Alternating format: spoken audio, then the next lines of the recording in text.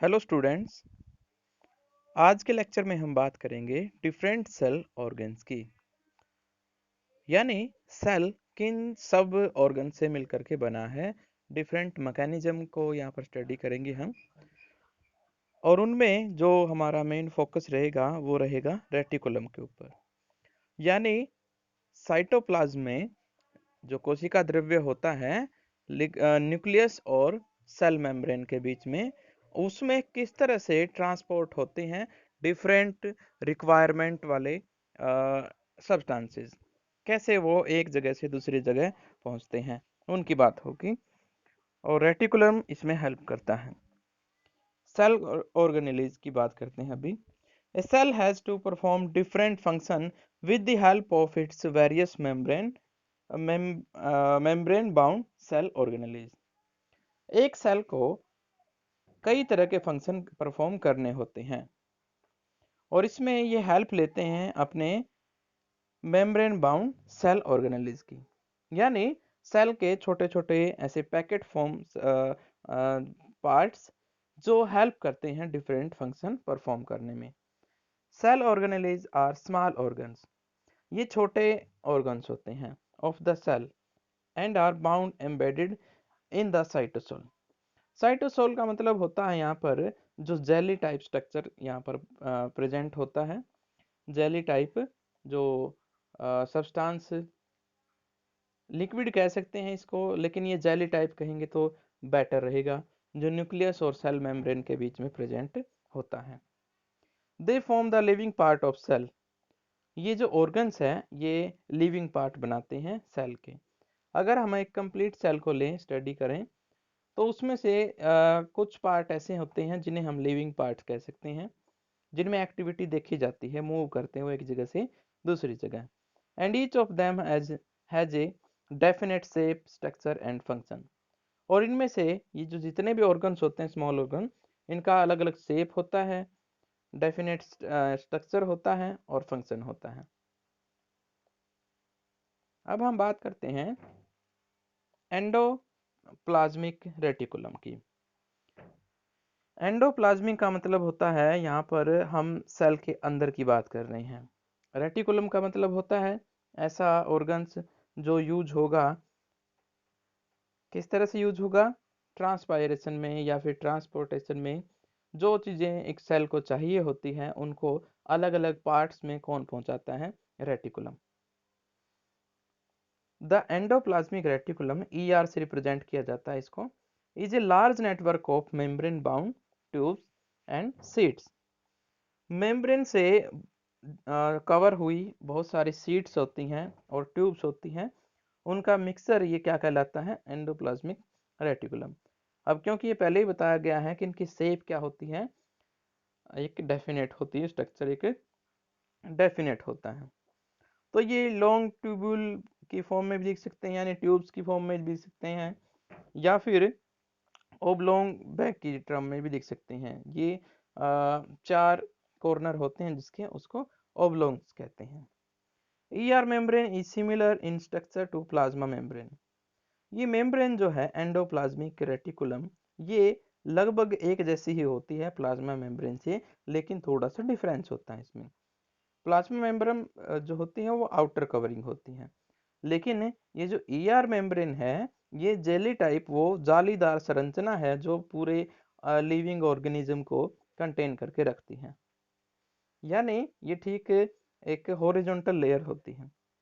There are two type of ER, rough endoplasmic reticulum and smooth endoplasmic reticulum. अब यहाँ पर इनको ध्यान रखेंगे आप कि RER किसको कहते हैं, रफ एंडोप्लाज्मिक रेटिकुलम को, और SER का मतलब यहाँ पर स्मूथ एंडोप्लाज्मिक रेटिकुलम है। इस चैप्टर में आगे जब भी ये वर्ड आएंगे तो RER या फिर SER की फॉर्म में आएंगे। RER look rough under a microscope because it has particle called ribosome attached to its surface।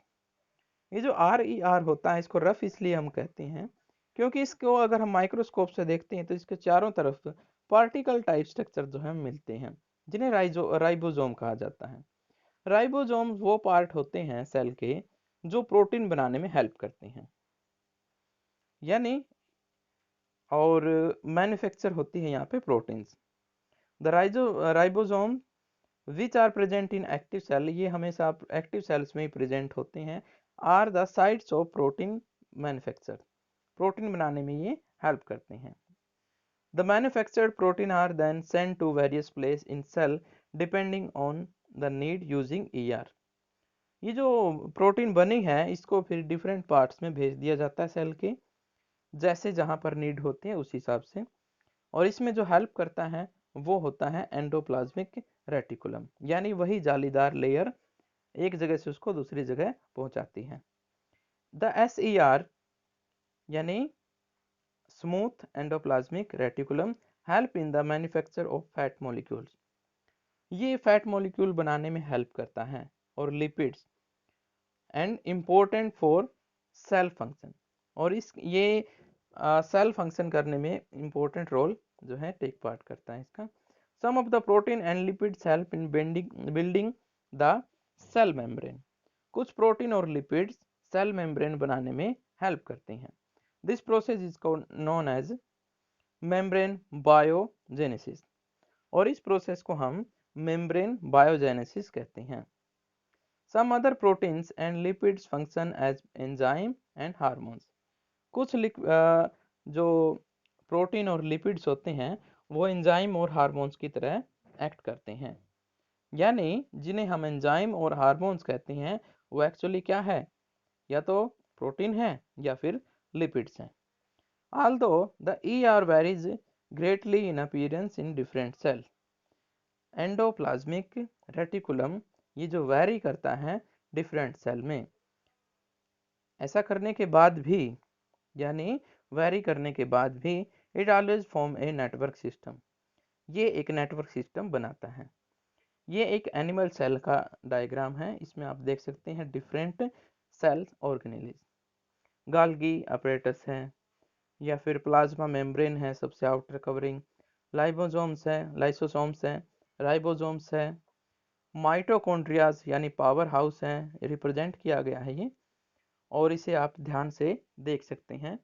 इसमें जो न्यूक्लियर एनवलप है वो चारों तरफ है न्यूक्लियस के, और उसके ठीक बाहर की कवरिंग में स्मूथ एंडोप्लाज्मिक रेटिकुलम है, और ऐसे ही एक उसके पास भी है रफ एंडोप्लाज्मिक रेटिकुलम। साइटोप्लाज्म वो लिक्विड है जिसको ग्रे सा कलर यहाँ पर बनाया गया है। न्यूक्लियस जो है सबसे मिडल पार्ट है। ऐसे ही सेम हमारे पास सेपरेटस होते हैं, मतलब हमारे पास ये जो है स्मॉल ऑर्गन्स होते हैं in case of plant cell, ये हमारे पास प्लांट सेल है। Rough endoplasmic reticulum, lysosomes, smooth endoplasmic reticulum. अब यहाँ पर अगर आप ध्यान से देखेंगे तो एक आउटर कवरिंग एक्स्ट्रा है जिसे हमने कहा था सेल वॉल, जो सिर्फ और सिर्फ प्लांट सेल में मौजूद होती है, एनिमल सेल में ये एब्सेंट रहती है। तो यहाँ पर जो दो पॉइंट रह गए हैं उनको मैं फिर से बता देता हूँ। Thus one function of ER is to serve as channel for the transport of materials, जैसे कि अभी हमने बताया था ये जो एंडोप्लाज्मिक रेटिकुलम है ये डिफरेंट जो रिक्वायरमेंट के लिए मटेरियल चाहिए होते हैं एक सेल को, उनको एक जगह से दूसरी जगह पहुंचाती हैं। ER also function as a cytoplasmic framework providing a surface for some of the biochemical activities of the cell. Cell की कुछ बायोकेमिकल एक्टिविटीज के लिए जो ER है वो एक फ्रेमवर्क भी होता है, मतलब एक जगह बनती, स्टेज बनता है जहाँ पर ये एक्टिविटी हो सकती है।